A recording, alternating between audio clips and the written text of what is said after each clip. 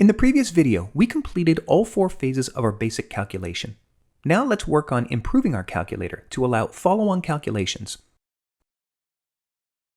I've received equals. I need to put this into phase 4 now because I need to be able to handle follow-on commands. So I'm going to change the phase right here, assign phase, and I'm going to set it to 4. Assign phase equals 4. This is when it was calculated. At this point, I can do one of a couple of things. I can start entering a new number, in which case I'm starting over from the beginning and I am starting in phase 1. This is a new number. Or I can press an operator, and in which case I'm now in phase 2. I've selected an operator, and because I've updated, so in my calculation here, I've updated A, right? I can now use that as my first number. It's already in A, and if I hit an operator, that is saying I want to move on to phase 2.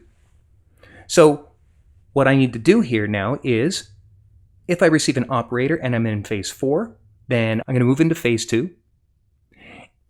And if I start heading a digit, then I'm going to be in phase 1. So let's start with a digit. Condition. This is going to be phase equals 4. So I've just done a calculation. And if I start entering a new number, right? So let's change this to phase 4. And this is going to be similar to when I'm in phase 2. I'm just going to give a new value of whatever that pressed digit is. So let's copy these guys. And I don't want to assign B, I want to assign A. I'm going to give it the value of pressed digit. So whatever A was before, it's now overwritten with whatever digit I pressed. I don't want to assign phase 3, I want to move into phase 1 because I'm now entering a new value for A. And I don't want to update the display with B, I want to update the display with A.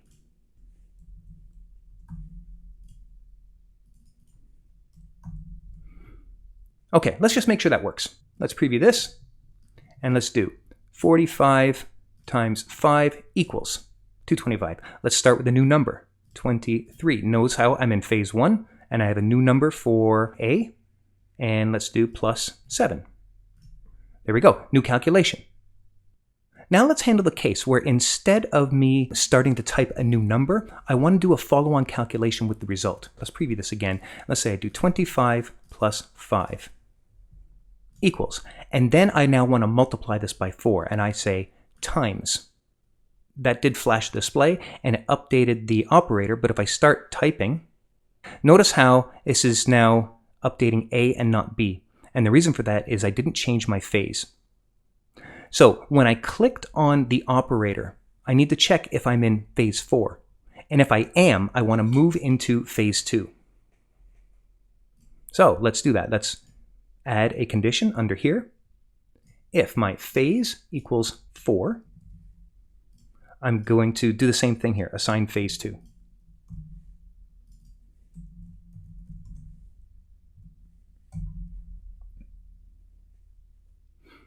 So I should now be able to do a follow-on calculation with a new operator. So let's preview this. 25 plus 5 equals. And now I want to use this in my next calculation. I'm going to say times. Notice how phase changed to 2. And I should be able to put in a number that put it in B. And if I hit equals, there we go. Now I'm at 60. And because I put myself into phase 2, I should be able to change that operator choice before I put in another number. So let's clear this. 25 plus 5 equals, and I'm going to say times, and I'm like, oh, I don't want to do times, I want to do divide. So divide. Notice how my operator has changed, and I'm going to divide by 6, and it should give me 5. So there we go. I've got a calculator mostly working. But there's one more thing I want to handle. Let's reset this. Let's say I do 25 times 5. That's going to give me 100. And then instead of hitting equals, I want to start my next calculation right away. Let's say I hit one of these operators. And when I do, I want it to calculate what's currently in the queue here. So 25 times 5 is going to give me 125. Then I want to store this plus as the new operator, and I want to be in phase 2 again, so that way I can start entering my second number. We need another condition under the receive operator. And this is the case when I'm in phase 3. So I've entered my first number, I've selected an operator, I've entered my second number. I'm currently in phase 3. Then I want to do something a little bit different. I'm going to do my calculation, store the operator, and then return to phase 2. So let's add a condition here. If this is phase 3.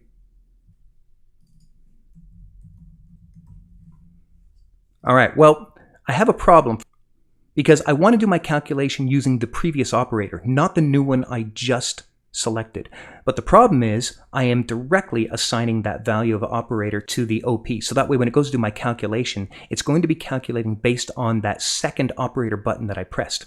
So let's preview this so you can see 25 plus 5, and then when I hit times, right, I want this to calculate, but I want it to do the 25 plus, not the 25 times. Notice how my operator here is already updated to times and I haven't even called the calculate yet. So what I need to do is I need to decouple setting the value for operator from when it receives to, depending on which phase I'm in, I'm either going to set it now or I'm going to set it a little later. So I'm going to make a new variable. And I'm going to call this pressed operator.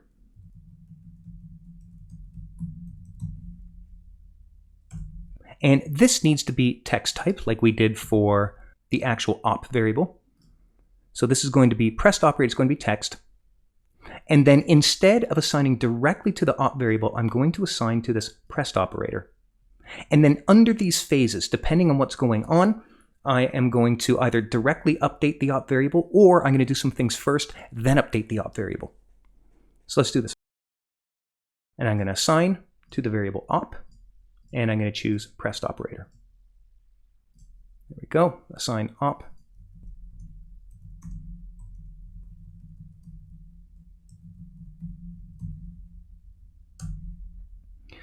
And under phase 4, I'm going to do the same thing. So let's copy this, and I'm going to paste it here. Under phase 3, I want to calculate first.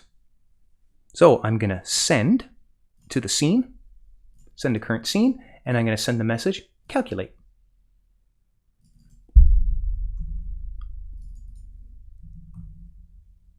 And now, after it's calculated, then I want to update the value of op to whatever it is I press. So let's copy this. And I'm going to paste this here. Now, the way this will work is when you do this send and this assign will happen more or less simultaneously. But the receive happens like a frame, an execution tick, whatever word you want to use for it, after you hit the send, meaning that it's going to update my operator too quickly. So what I'm going to do here is I'm going to delay this just a little bit. It's going to seem instant, but if I'm just going to delay it by 0.1, it'll give a chance for this calculation to happen. And then I'm going to update my operator to whatever the new one was. And then lastly, I'm going to set it to phase 2. So let's copy this guy. And therefore, I should be now set up to receive my next number using the operator that I just picked. So let's preview this. 25 plus 5. If I hit equals, it's going to be 30, but instead I'm going to say times, and I expect it to do 25 plus 5 first. There we go, it gave me 30, and now times, and I'm going to say 10 equals 300. There we go. I've got all of my calculations working. So I can do a follow-on calculation, I can just do an equals, and I can do a new calculation. So I can do 10 plus 5, new calculation, 15, times 3 equals 45, divided by 5 equals 9, plus 1 times 10 equals 100. There, this is a fully functional calculator. There is one small bug, though, that I do need to address. So let's clear this. Let's say I do 25, and then I say plus. Notice how it's plus. Watch what happens when I go to change my operator. I hit minus, the screen flashed, but my operator hasn't updated. And that's specifically because it's only changing the operator now under the case when it's phase 1. But when I selected the first operator, when I selected the operator the first time, I changed to phase 2. So I need this to happen either in phase 1 or phase 2. So let's just change this condition just a little bit. I'm going to say less than or equal to 2. So if I'm in phase 1 or 2, I can do this. And let's put these in order because we like things sorted properly, right?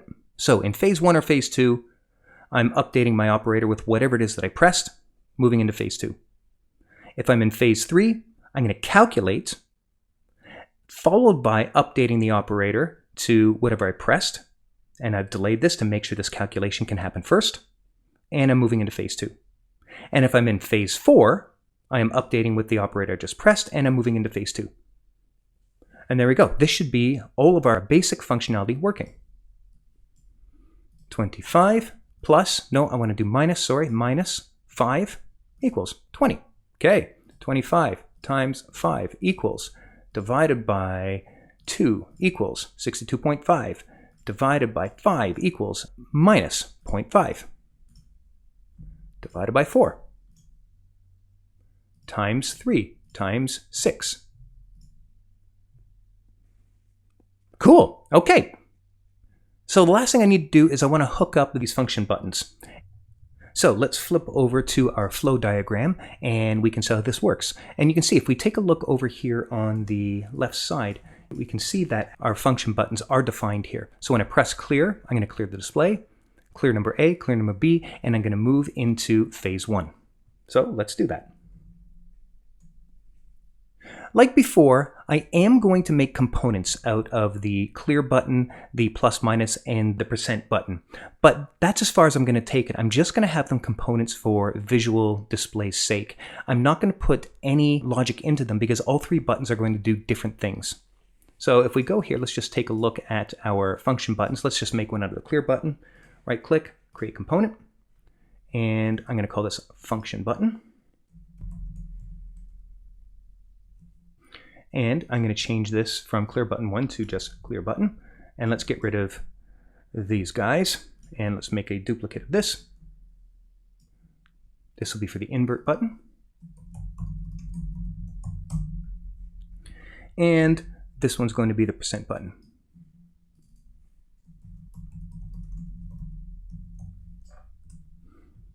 And let's just modify the text in here so that way they are correct.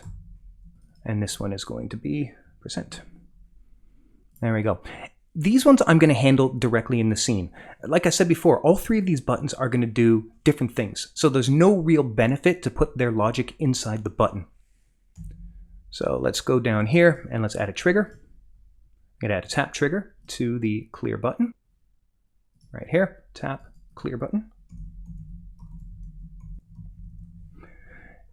And once again, let's just take a quick look. Clear display, clear number A, clear number B, move into phase 1. So I'm going to use resets for this. Reset, display. And that'll reset it back to 0 because that's what it starts at. And let's do this without animation. Reset display. And let's duplicate this, and this will be reset A. Duplicate this, this will be for B.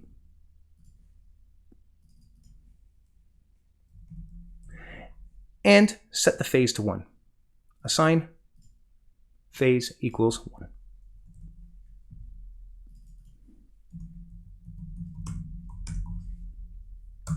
And for good measure, let's also flash the display. So let's copy this and paste it right here. Okay, let's preview this. And let's just start typing a bunch of things. And now I want to clear. And there we go. It's put me back into phase 1, A, B, and you know what? We should probably reset operator as well. So let's just duplicate that. Reset operator. So it puts it back to the same state it was when the scene started. Times, and then clear, it reset everything. 14 times 3 equals clear. Good. Now let's hook up our invert button. Now the invert button is interesting. Let's go once again, go back and refer to our flow diagram. And our flow diagram wants to check, are we currently displaying number A or are we currently displaying number B? And depending on which one is being displayed, I want to flip that variable. So if I'm currently displaying number A, then I'm going to make A the negative version of itself. And if I'm currently displaying B, then I'm going to make B the negative version of itself. So how do we do that?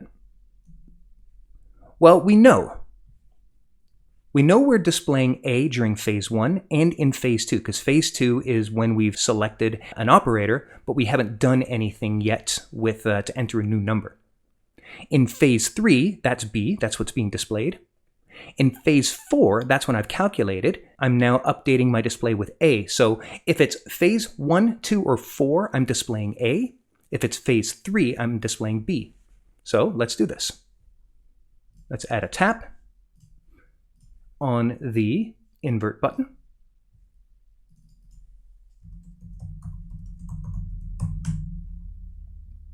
And I'm going to flash the display like we did here.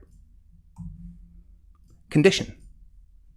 If I'm in phase 3, then I'm going to flip B, assign, select variable B equals 0 minus number B. And I want to update the display with B. So let's copy that from where? From up here.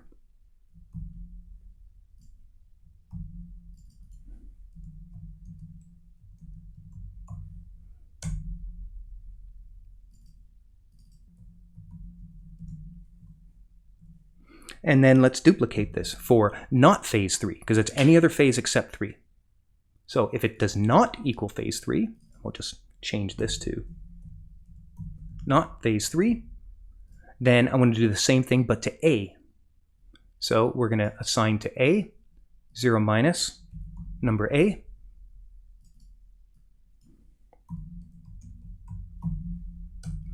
And I want to update the display with A, not with B.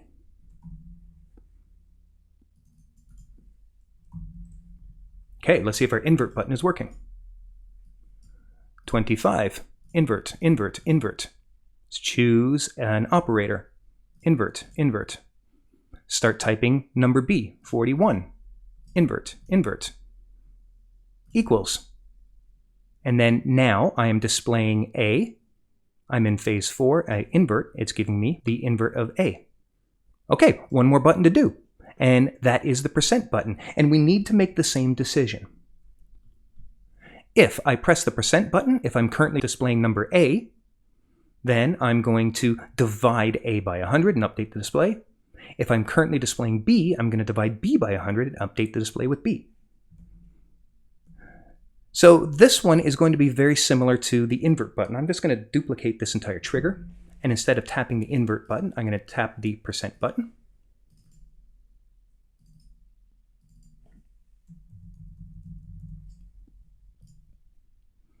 I definitely want to flash a display. The math I'm going to do here is not what I'm doing here. I'm just going to divide by 100.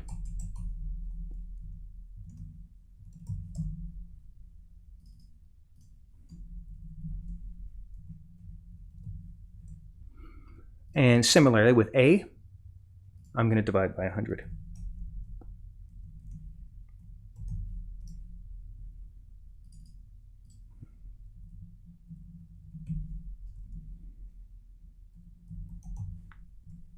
And let's just fix this. This should be equals, not minus. There we go. And our percent button should be working. 58%, 0.58 times 63. 58% of 63 is 36.54. There we go. We have our working percent number. And I can invert that. And I can divide it by 5, which is going to give us a value. I can clear this. I can type new numbers. We have a fully working calculator. And what's interesting about the way we set this up, and you may not realize this, but it has some of the behaviors that your default calculator in macOS has as well. So here, let's clear this. And let's do 25 plus 5. And I do equals, equals, equals, equals, equals, equals. This will continue to go equals. And if I do times 5 equals, and it will multiply by 5 again every time I hit equals. Now, what it doesn't do, if I do 25 plus and I just hit equals, I would expect this to be 25 plus 25 plus 25. And if I press equals, I'm getting nothing. It's just flashing the display. So 25 plus isn't giving me that counting up that you would expect when you hit the equals button. We can add that in.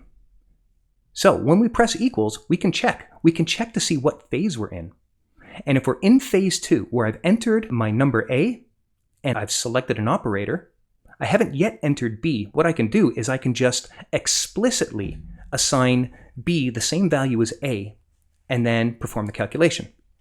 So I'm going to make a decision here. Condition, if phase equals 2, then I'm going to assign B, make it equal to A.